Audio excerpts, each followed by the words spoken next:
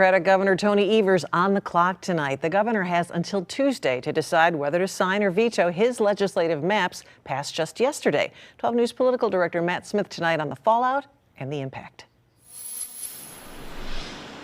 Tonight, uncertainty inside the halls of the Capitol. And I don't fear the election that I'm going to be faced with my delicately sliced district now. Some potential big changes this fall if Governor Tony Evers signs his new legislative maps into law after passing both the Senate and Assembly Tuesday with overwhelming Republican support.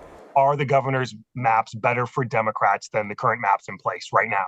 Oh, about anything is better than current maps for Democrats. J.R. Ross, editor of WisPolitics.com, an editorial partner of Upfront, dived into the data on the governor's maps, identifying nearly 24 cases where current lawmakers would be placed in the same new district and potentially forced to run against each other. How big of an impact is it on Southeast Wisconsin?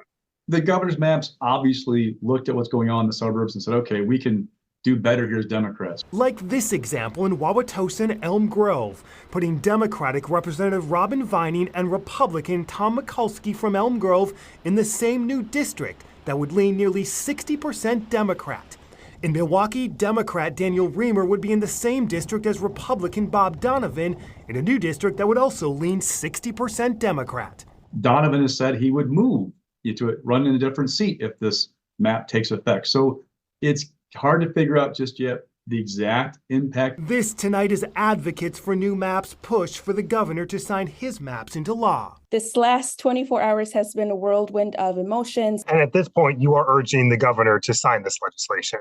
Yes. Democrats at the Capitol tonight say they're still suspicious of what happened Tuesday. Fearful Republicans could still bring the issue to court.